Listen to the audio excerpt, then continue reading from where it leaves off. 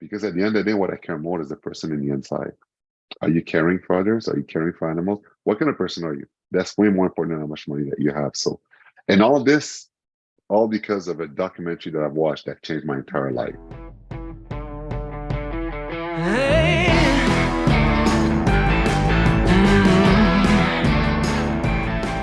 Hey, George, it's so great to have you. Welcome. Well, Ella, a vegan machine like you to be on your podcast was a must. So thank you for inviting me. Yeah, no, I feel like it's been a really long time coming. I don't remember how we've been connected a really long time. I can't quite remember like how When many you did your years. book, when you did your book. Oh, is that what it was? So that's 2015. So yeah, a long time. Yeah, that's right. And no, it's pretty inspiring. Everyone that stays in shape and talks about, you know, that shows everyone that, the vegan diet, you could be healthy on the vegan diet and active. And we need more and more people that talks about it because a lot of people think that losing muscle, losing energy, and all that stuff. So you're another example, especially for women, that you could be a super Wonder Woman like you and eat healthy. Yes. Okay. We talk about, well, the podcast is called Rise and Thrive. And I feel like that's you, man. I mean, talk about, the other word that comes to mind is resilient. And I really admire you so much. And I followed your story and have your book because you sent it to me. I love it. And I want to talk a little bit about that. But, just before we hopped on, you mentioned that you're on day number 8, your final day of a water fast. And so I feel like we should jump right into that because I'm just so curious. Is this the first time you've done an 8-day water fast? I do this every 6 months. What? And yeah, every 6 months. Every 6 months. Yeah. Oh my God. And by the way, I just want to say something to people that are listening to us right now. If you want to do something like this, make sure that you have the right professional to follow you, because it's not for everyone. And I know. Yeah. Water fasting, it's mental. It's in your head. Because I know often when I talk about fasting, people are like, oh, if I skip a meal, I get aggressive and I get mad and I'm so hungry. When you decide to do a fast, right, you sit back, you close your eyes and you tell your body, I'm going to be fasting now to clean you up, to give you a chance to clean up your body. You're going to be at ease and it's okay. There's no stress. I'm not stressing my body, so my body is okay with it. He knows that I'm doing a process to clean it. There's zero stress.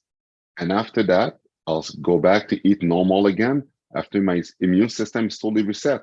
Because the thing is, even like I did a 2 golf tournament this week and people were eating right beside me and it was okay. It was okay. I could look at them. And it's funny because people were making jokes. They're looking at me drinking my water. And I'm like, it's okay. I don't feel bad. Eat. And I was okay with it because I accepted it. In life and everything that you do, if you accept and you just embrace it, it's okay. So, and I know it's not for everyone to do so because I know some of my friends have tried it after 10 hours or 12 hours or a day, they were dying. But it's your brain that does that. Because right now I feel good. This is my 8th day. I feel I could do 2 weeks. The reason why I'm not doing it more is because I like to run every morning and I can't, the only thing I can't train while I do this. Right. Because if I train, my energy system that is cleaning up my body, if I train, I'm gonna waste that energy for the training. And also my muscle, since I'm not eating, I'm not gonna be able to eat amino acid to recuperate. So it's not recommended to train while you're doing that. Right. Actually, when you do a fasting, you're supposed to be sitting, relaxing. I work all day long, driving around, going golf tournament. It was 2 days of heat in Montreal and scorching heat. And I was fine with it. My body was fine with it. I'm finishing day 8. And that's it. I feel so good and so healthy. And it's amazing. I think I love fasting, and every 6 months I do it to reset my body, my immune system. Wow. Okay, so we had, for our listeners, we had Dr. Alan Goldhammer on the podcast, one of the first episodes. So he talks about fasting, but generally when he talks about fasting, it's for people that are really suffering from some sort of a disease. You're healthy, right? I mean, tell me. I'm 100% healthy. I'm 100% vegan. I have no disease. I have nothing. I'm only doing it spiritual reason and to clean up my body. No other reason than that. So it's not because I'm sick or somebody told me I should do it. It's just, when you become vegan and you read more and more about what's the best thing you could do for your body, and then you had on stuff, and because like everyone, sometimes when you're vegan, when you eat mock meat or mock cheese, all that stuff, I feel that I need to clean it out of my body anyway, right? Because once a while, a very nice vegan restaurant that is there, and then you try stuff that it's not, this is me because it's vegan, that it's always healthy, right? Right. So that's why, to me, doing that cleansing that cleans everything out, it's awesome. It's like a reset, and then start back again. And why 8 days? That's a specific number. After 3 days, it takes 3 days for your body to eliminate all the food and everything that is in your body. So a cleansing for 3 days is good because everything is out. When you do 8 days, what happens is that your body now eats away in its fat to gain energy.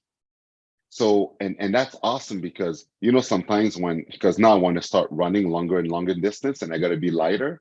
So my body, and I could feel shrinking because when I stop eating that, I'm going to gain maybe 10 pounds of water, but you cannot gain the fat that your body ate to store energy.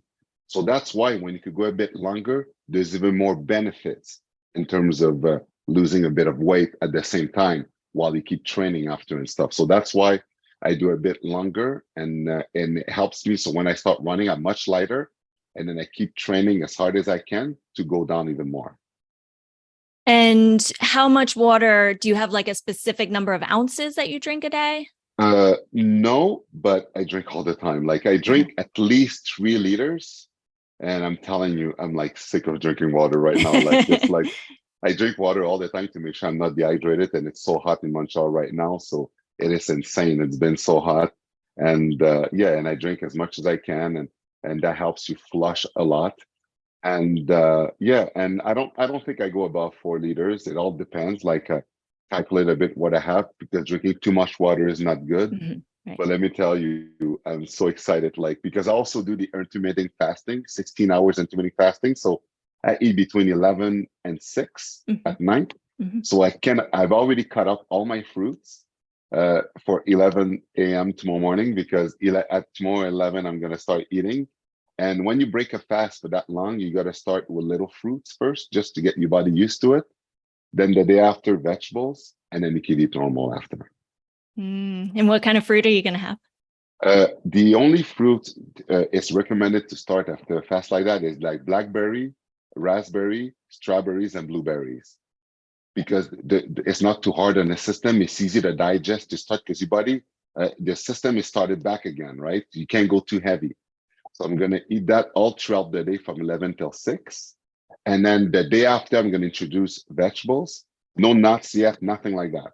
Vegetables and stuff that is a bit harder to digest, but my system will get used to it. And then on day 3, I could go back to eating normal as I was doing. But now, the stomach's shrinking. And the thing is, what's amazing, and when I'm going to have my first cup of fruits tomorrow, I'm going to want to go run for a marathon, because the energy, that sugar goes right to your brain. And it's like your body is like, oh my God, I'm having pure fuel right now. And there's no parasite in my body to eat it before it gets to my body, right? So it's just awesome. Your body, when your body's all clean and you put fuel in it, it's like, oh my God, I could fly. Like I feel like if I put my arm so much, I'm gonna fly to the moon, And it's just amazing. Yeah, high on berries. Yeah. A berry high. What did you have today? Did you have today, George? CBD? No. No. Berries, man. Berries. What? Totally.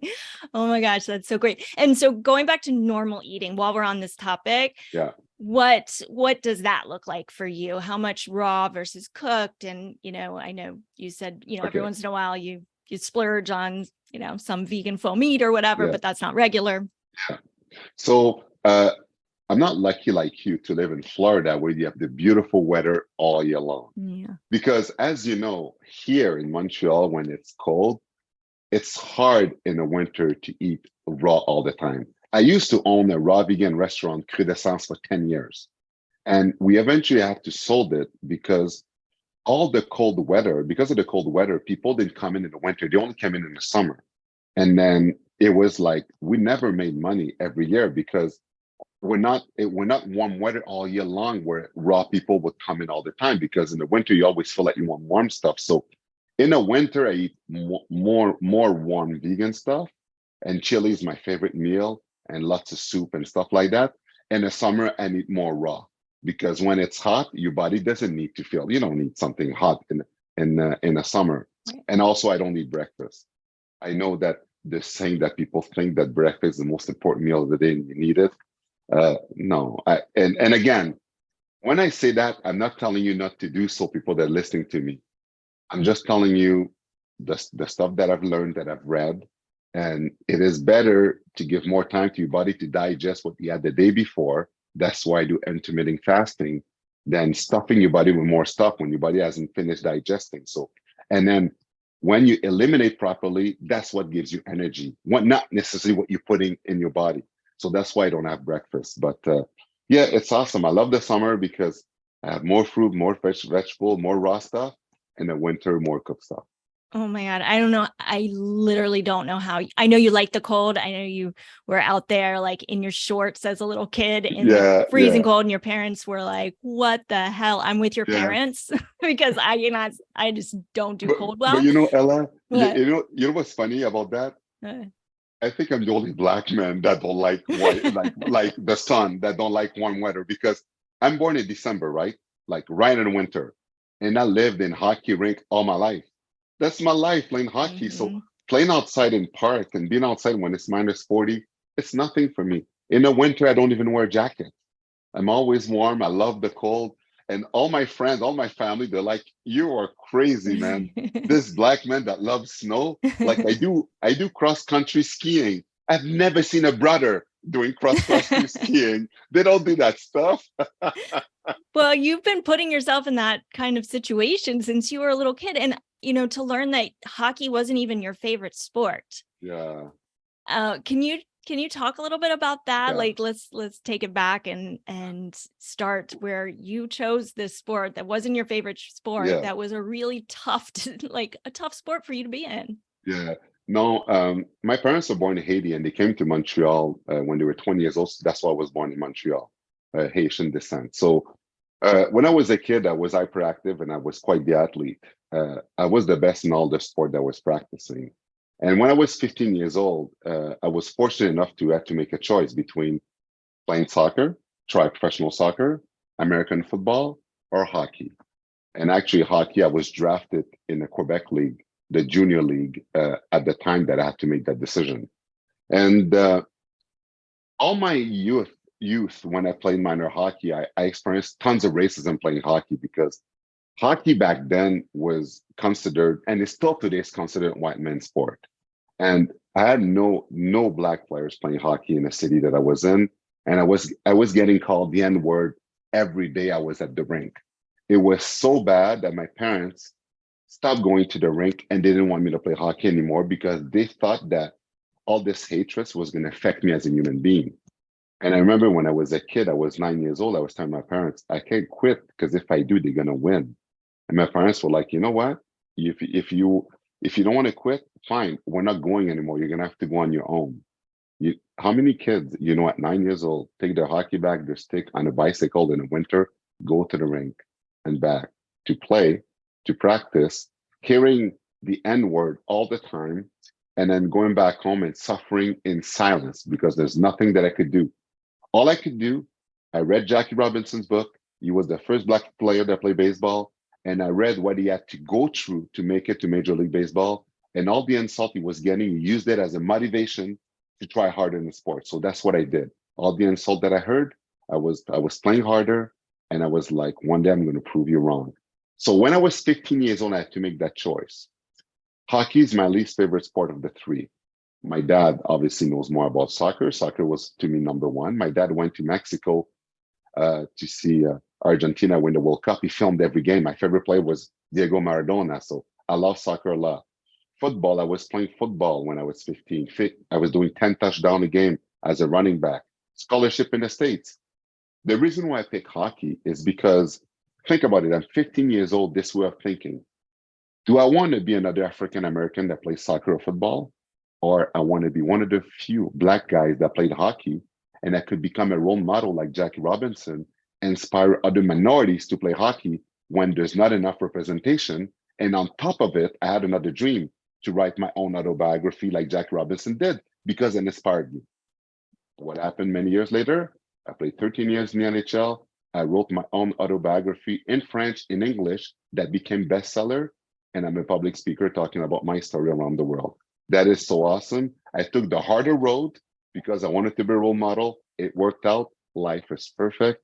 I had a vision. I didn't care. You know, often in life when people say, oh, I had a goal, I had a dream, and I didn't do it because my parent didn't believe in me. My friend didn't believe in me.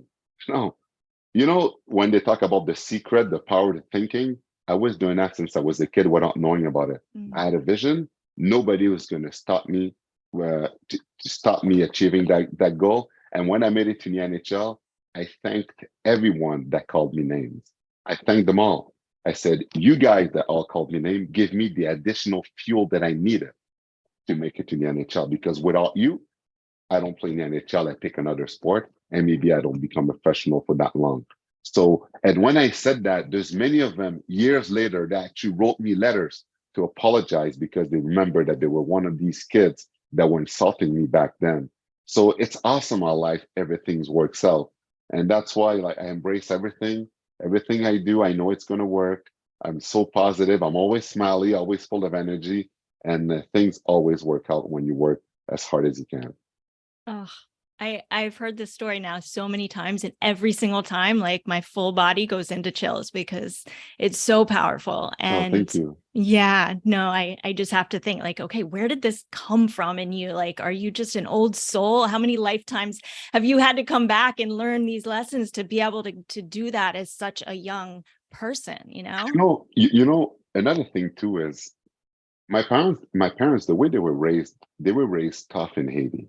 They were raised with the belt. So, you know, they fought for survival in Haiti and they came to Montreal to have a better life. So my parents were very strict with me. Like they were very strict with us. Education was important. And I was raised with the belt. It's not a good way to raise children with the belt to hit them. But my parents were very severe on me. And because of that, I I kind of learned to stood up and to be strong and to withstand everything. I was afraid of my dad. I hated racism because what I faced. So it kind of forged my character. And I was like, these two incidents, my dad and hockey and the racism, is not going to define me as a human being. I'm not going to be a frustrated person that's going to end up in a gang and in jail using as a reason that I was beaten as a kid. No, I'm going to show him too. And when I made it to NHL, my dad said that I give him a lesson. I give him a lesson of perseverance. His kid gave him a lesson. And I was so proud to hear that.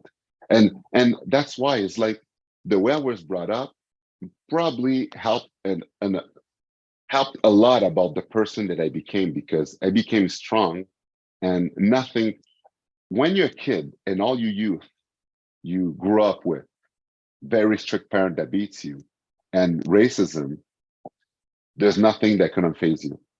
Like after that, those to me were the hardest obstacle. You know, when the kids were playing hide and seek and having fun, I was cutting the neighbor's grass, shoveling driveways to raise money to buy equipment on my own and doing this and doing that and doing this. I never went to the forum once when I was a kid. My parents never took me there. I never went to the Canadian play once and I lived there. They didn't care. And I was like, you know what? I'll do it on my own. It doesn't matter. I'll succeed. So that's why if you combine all these things together, I think it helped me forge my character. And the older I got, the stronger I was, and the more I knew I was going to move mountains one day.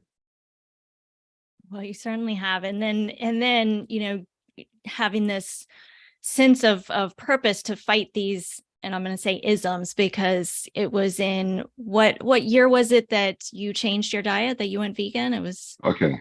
So that's also crazy because the thing is, before I was vegan, I used to eat pretty much a cow a day.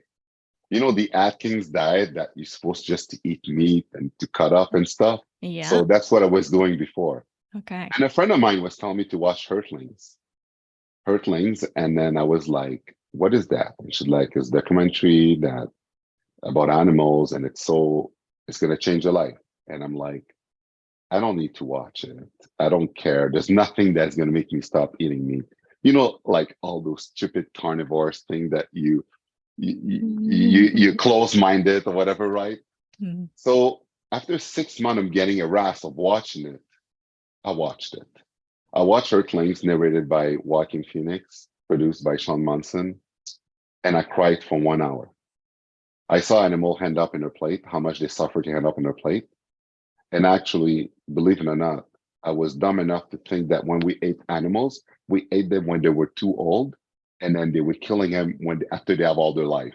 I Mm. didn't know that, and obviously the meat is no good anymore when they're too old. But I didn't know. I didn't know how much they suffered. Um, I didn't know how bad it was for the environment and how bad it was for my health. When I saw that, I cried. I felt like an hypocrite all these years, and I was like, "Oh my God, I'm becoming vegan. I'm gonna die. I had another year to play in the NHL. I don't care if I'm gonna die. I'm done. I'm gonna lose all my muscle. I won't be able to fight anymore on the ice. This is it. But I don't care if I die. Fine." And even my mom, when I told her that, she's like, "Oh my God, you're gonna die. It's not good for you." And I said, "I don't care. I wash short legs. I'm done." So when I made that decision, I called a nutritionist, a vegan nutritionist. I was like, "I don't know what to do. My life is done. I become a vegan. Uh, all the stuff that I had at home, I put it in a bag and I give it to a shelter because they all had animal product. Could you help me, show me what to do?" That nutritionist, it was in 2009, and she knew that if she helped me, because I played with the Montreal Canadian, it could do something huge for the vegan movement. She came to my place. We went to an organic grocery store. We stayed there for 4 hours. Mm. She introduced me to kale, bok choy, all stuff that I've never known what it was. I didn't know what kale was before, bok choy and all that stuff. She explained to me about protein. You know that question that people ask all the time, what do you eat for protein? And she explained to me about all the stuff that combined of amino acid combined together gives you a complete protein. Complete protein from plants is much healthier than protein from animals. So, and also it's alive. When people are eating dead animals, it's dead. So she's telling me all these stuff, and she made me a couple menus. I started reading more and more and more, and I was like, my God, this is not that bad. Maybe I'll be okay. So what I did in Montreal, because now everybody was puzzled, is it gonna work or not? Because I've been here to play with the Montreal Canadiens. So I did testing before and after. I went to a cardiology institute of cardiology, and they did testing with me on VO2 test and my blood and all that stuff, because I wanted to see the difference between now and 4 months later. It's actually on YouTube. It's in French, unfortunately, La face cachée de la viande. If people understand French, they could see it because it's online. And you see me do the test before and after. And Dr. Gino, that is well known in Montreal, explained the difference of my test before and after. 4 months I've been vegan. And when he talked about the result, he said I was putting the same wattage on the bike the second time as people on the Tour of France. He couldn't believe the level. And when I saw that, I was like, I'm actually stronger eating like plant-based. That's amazing. So what I started to do once I saw how amazing it was, I started reading more and more about it. And I started doing showing every month of Hurtlings to the public. I would rent a room, invite people to come and watch it. And to make sure more people would come, I would draw some of my hockey jersey that would get made so people come and watch it. And I would help convert more people every month to come and watch it. I talked so much about Hurtlings that eventually Sean Munson contacted me, came to Montreal, and I did the French narration of a Hurtling, which is Terrien with my voice. So people in Montreal could watch it in French, not in English with subtitle. And I continued doing viewing in French after. And I started become the biggest vegan advocate, activist. I started doing protests on the street, going in front of buildings, in front of slaughterhouse, joining groups and with sign and everything. And I felt like I had time to catch up. Animal don't have a voice. If you cannot be the voice, who is it going to be? And because in Montreal, in Canada, I was well known because of hockey, it disrupted the industry. It was awesome. It was awesome what it did. And since that day, vegan restaurant in Montreal grew. It's everywhere now. It is amazing. And that's when I joined. And then I joined a raw vegan restaurant. I became an owner of it. I became an owner of Rise Kombucha when I'm still part owner today. And yeah, I've always been a huge supporter of the vegan community and everything that they do because I think it's awesome. Last thing I want to say regarding that, everyone that is listening to us, that if you have animals at home, cats, dogs, or whatever, right? You call yourself an animal lover, right? You pet them, you feed them, you love them, you give them name, you take them for a walk. Well, if you say that you love animals, how could you eat them? Isn't that a paradox to have animals at home that you said, oh, I love animals, but eating bacon and pigs and stuff? That doesn't make sense. If you love animals, you're not going to eat them. And actually, when I do conferences about veganism, I talk more about the effect on their health than the fact that animals are dying. Because most people are saying, I'm not killing it. Well, when you talk about the effect on their health, often that's when they're listening. Because when it affects you, people's eyes are open, right? But if it's just somebody killed it, not me, I'm okay with it. But again, could you hunt animals to eat them? Most people would say no, but they'll eat them. So that's also another paradox to me. Yeah. So many things to say about this. First of all, like just the fact that you saw the movie and you opened your heart to it. Like, and there's something that we have to do. I've been an animal, lover. I stopped eating animals at the age of 7.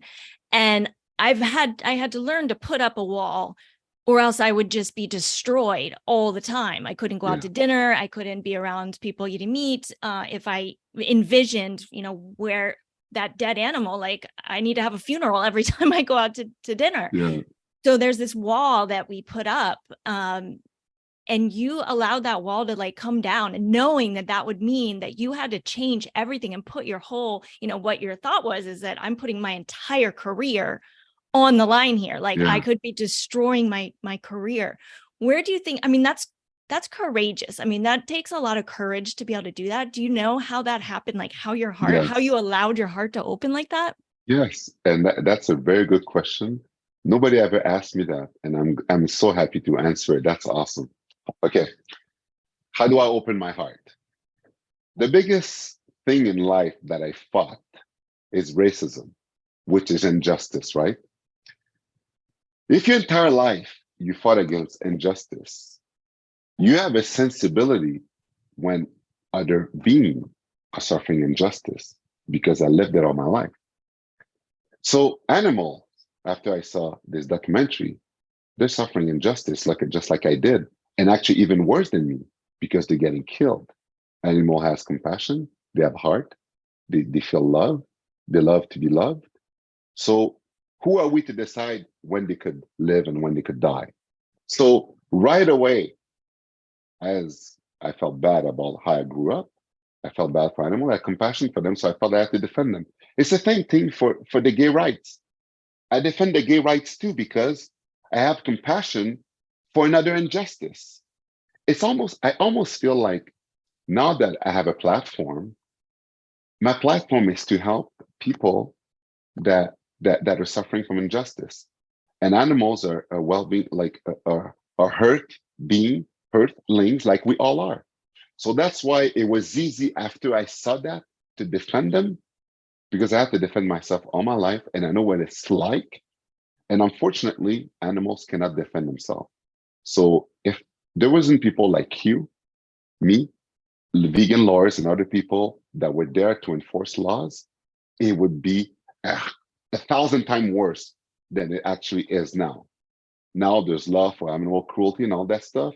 I wish there'd be even more, but it's a good start compared to many years ago. So that's why, to me, it's because of how I live all my life, and I've always was a fighter. I felt like, okay, George, you were strong enough to fight it off to play in the NHL. Now your fight is not over. You have to fight for others. So I'm fighting for animals. I'm fighting for women's right. I'm fighting for people that defend gay right. Any cause that I could help out, to me, is as sensitive as the one that I was fighting when I was a kid. That makes so much sense. The other courageous piece of this is the opening the heart, but then also, a lot of, I think, plant-based athletes are kind of afraid to come out and talk about that to the public. And you just shot right out of the gate.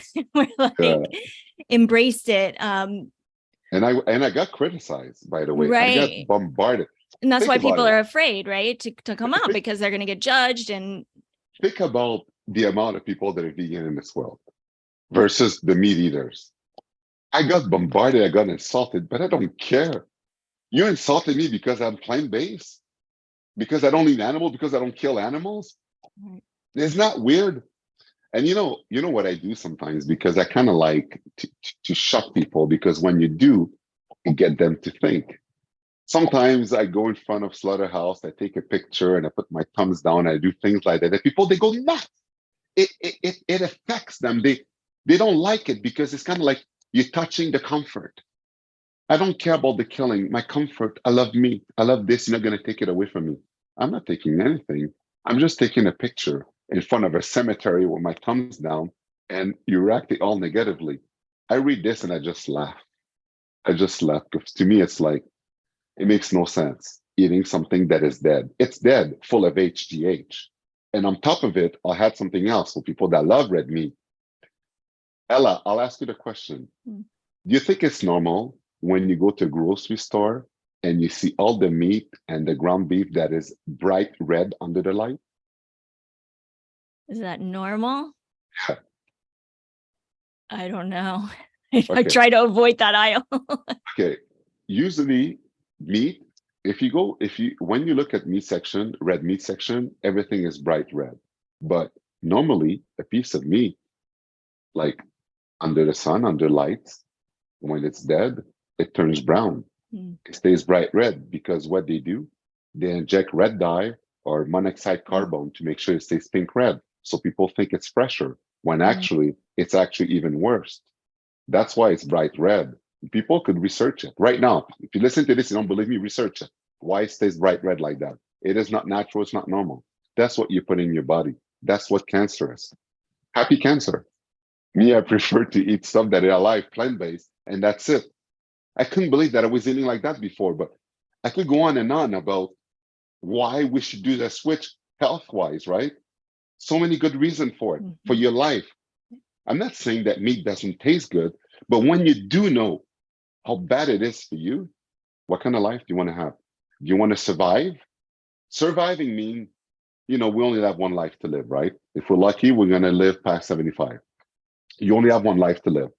When you eat unhealthy, stuff that is acidic, dairy product and meat, your ache and pain, you're sore, you can train, you get older, you complain, you take pills, you take that, you take this. I'm calling this surviving.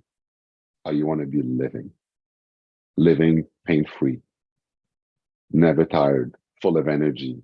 Your brain is awake. You feel so good, no complaint. You're a positive person to be around.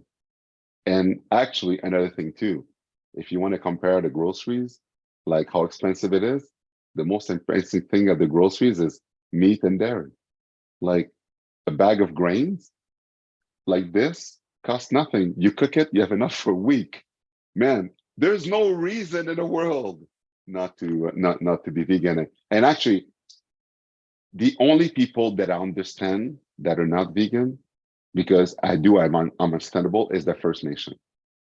The First Nation that lives in the forest, that hunts, that use the entire animal, that do it with respect, and and for them it's a necessity. They don't have any other ways. Or people that are in the north, the Eskimos and stuff. I understand that for some people it could be a must, and they have no choice. In North America, us having a must, If instead of feeding all the animals, the million of animals that we're doing, we fed the planet, there means no starvation in the world. It takes, I think, 8 pounds of grain to produce 1 pound of meat. That's not efficient. That is not efficient. It doesn't make sense. Yeah, And this the is amount of water too, amount of water it takes to give to those animals when displaced people have no water, that doesn't make sense. Those are the stuff that we should address. Not getting slaughterhouse that reproduce chemically animals because we're too much on the planet and we need HGA so it grows quicker, because obviously if animals were made for us, there'd be enough wild animals in the world for the planet, right? But no, there isn't. So we have to reproduce them because there's not enough. If we only ate wild animal, which is healthier than industrial animal, there'll be no more wild animal on the planet because we're too much. So let's reproduce them chemically, or even worse than that, what about that company that is now finding ways to recreate animals with chemical? Like, that's insane where we're going. It is so much easier to be plant-based and not having to eat insect and all of this stuff that now it's coming out. I'm looking at this, I'm like, what's coming out next? You know, it should be so much simpler than that.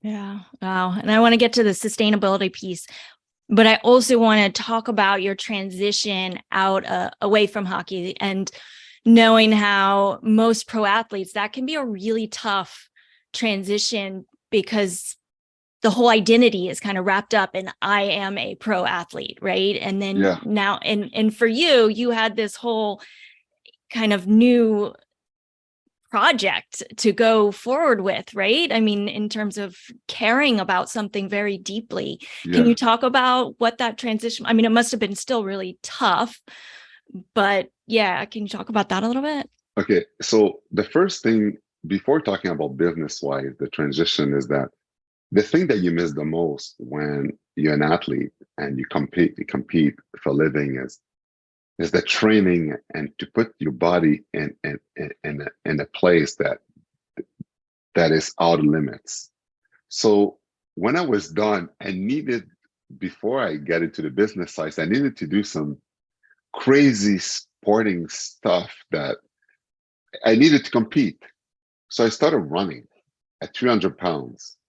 So if you guys felt a couple earthquake, a couple years ago, it was me running, because there's no elephant at 300 pounds that runs long distance like I did.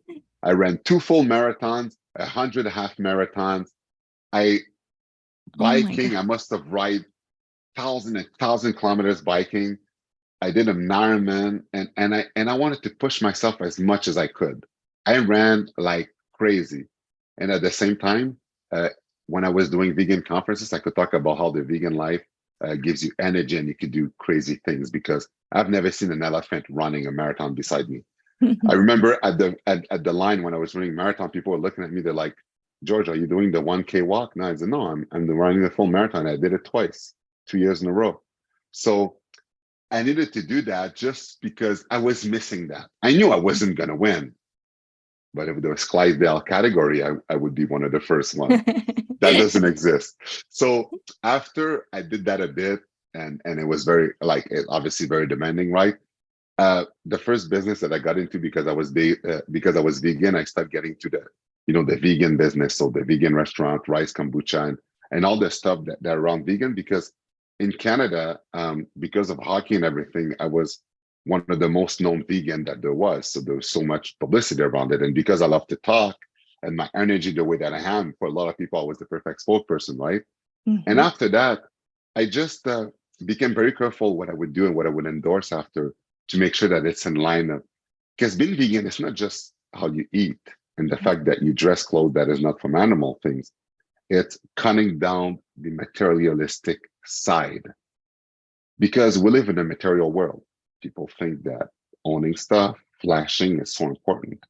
But when you become vegan, this is not important anymore. What are we flashing for? Why abundance? Why wasting? Why garbage? It's a whole way of thinking that changed the entire mindset. Everything be simple, everything be easier, taking away the stress, meditating, doing yoga, taking care of your body, taking care of animals. If you're sweet towards animal, you'll be even more sweet towards a human being, right? So It's a lifestyle that changed your entire life. I live in a world of hockey where big house before, sports car and all that stuff. Not anymore. I don't care about any of that stuff anymore. Why having a big house even if you could afford it? You know, so what? You have microphone in the wall to talk to somebody that is all the way downstairs in another room because you don't know where they are. When you scream, they can't hear you. No. If you're vegan, love is important. You want to be close. You want to be bounded together. You know, car, same thing. A car is the worst investment you could do. It depreciates every day. You want to go to point A to point B. I never used to think like that. But when I became vegan, everything became so much simpler. And I just didn't care about the material stuff. And you couldn't impress me with anything. I don't care what people own, have, or whatever they have. It doesn't matter. Because at the end of the day, what I care more is the person in the inside. Are you caring for others? Are you caring for animals? What kind of person are you? That's way more important than how much money that you have. So, and all of this, all because of a documentary that I've watched that changed my entire life. Speaking of that documentary, how hard was it to narrate and to have to watch that over and over again? I mean, your heart has to break just over and You over and know, over again. you know that thing when I did the narration of it, as when I did it, because the French language, there's more words than the English language.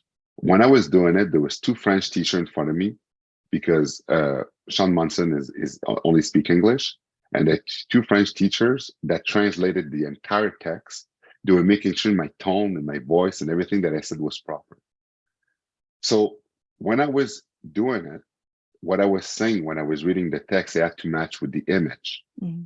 And sometimes I had to redo it and I had to redo it. I did a mistake. I had to redo it, matching with the image. It took about 100 hours to do so.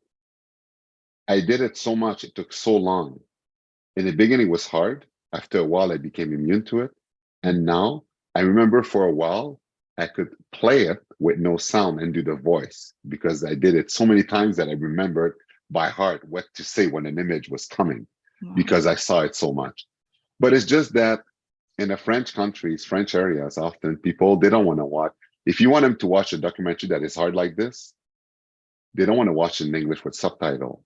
They want to listen to it in French, and then they're going to listen to it. So that's also why I did it. So it was accessible to everyone that wanted to watch it in French. Mm. Thank you for doing that. I just can't even imagine. Yeah. How has your spirituality, has that shifted over time as well? And did that change at all through the vegan journey? Yeah, it did, because before being vegan, my life was more stress. Everything is based on stress and the thing that you do and how you eat and then when you eat and you're in a rush all the time and you eat meat and then your body is like in stress and you don't digest it well and you get sick all the time. I was sick a lot, not a lot, but like everyone once in a while. Once I became vegan, I became just sick once. It was when I got COVID, which I'm not sure anymore if it was COVID, but well, that's another question. But I've never got sick other than that since 2009.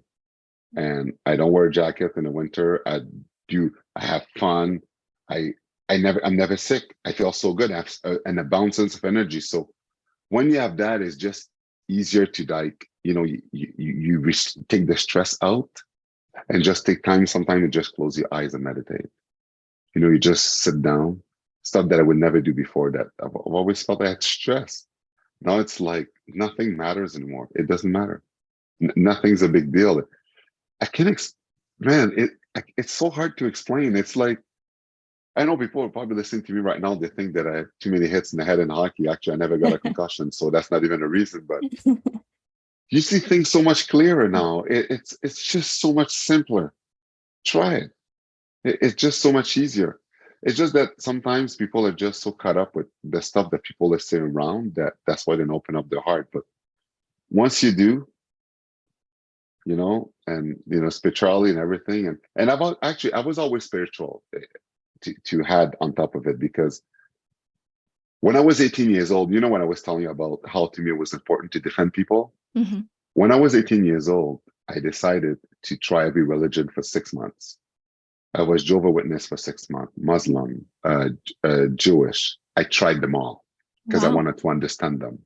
So when people attacked them, I defended them Mm. because I understood them. Because when people were attacking people from the religion, I felt the same as when people were attacking me with racism. Mm. So that's another thing that I forget to tell you when you say where Mm-hmm. it's coming from in terms of defending people, right? I could defend race now, different people, how they think. So people, because I wanted to understand and learn them before I could defend them. And then when I became vegan after, just in line of the way that I've lived all my life. And that's part of spirituality too, you know, learning about others and understand one another where they're coming from. It seems like this is it's all about connection. It's love, compassion, and connection. Understanding that we're all here together. We're all kind of one, you know. Yeah. And once we give up those lines that say this is me and that's you, them and us, and you know, that love, there really is something special, so special about that. And then to be able to talk to somebody like yourself, for me, like it gets me pretty emotional because I spent, you know, my whole life, we just see the world through this different lens that most people don't see the world the same way. And to be able to connect with another human who also sees it through that lens and to connect in that with that love and compassion, it's such a beautiful feeling. Oh, Yeah. thank you. Warms my heart. Thank you. Thank you. Thank you. What's next for you? What do you have going on? What are you excited about? What are you inspired by? What are you going to do next? Well, you know, I stay healthy. Obviously, I run every day and stretching and everything. It's so important to keep your body active, right? And you know, I do so many things. I'm a public speaker. I talk all around the place, and it's funny because in the beginning, I used to talk more about sport motivation, and now it's a lot about veganism because usually people that talk veganism in group, it's doctors that are 100 pounds wet that could levitate when it winds too much. You Yes. have a 300-pound elephant that used to fight for a living that became vegan. So people are like, oh my God, how does he do it? So my story is fascinating for a lot of people. So I talk about that a lot. I have my own radio show every day. I work with the NHL, the coalition group to work with diversity. I'm an ambassador for the Montreal Canadian, the Mountain Oilers, work with different communities too. Um, you know, and then, you know, there's so many other things that I do. It keeps me so busy. Thankfully, I'm vegan. I have lots of energy, so I could move around and work so much and have so much fun working. I'm a workaholic. I love working. And often my mom says, "When are you gonna rest?" I tell her that I'm gonna rest when I'm in my coffin. I have all the time to rest. But for now, I have so much energy. I feel I have so much to give, and I'm enjoying life to the fullest because we only have one life to live.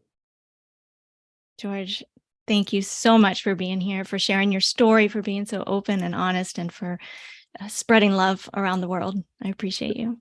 It was an honor, Ella, to be part of your podcast. Thank you for having me, and hopefully we'll meet up someday and try your training. I won't be as good as you, but I'm going to try as hard as I can because I see what you do, and you're a machine. No, let's do it. Okay, but only in the summer.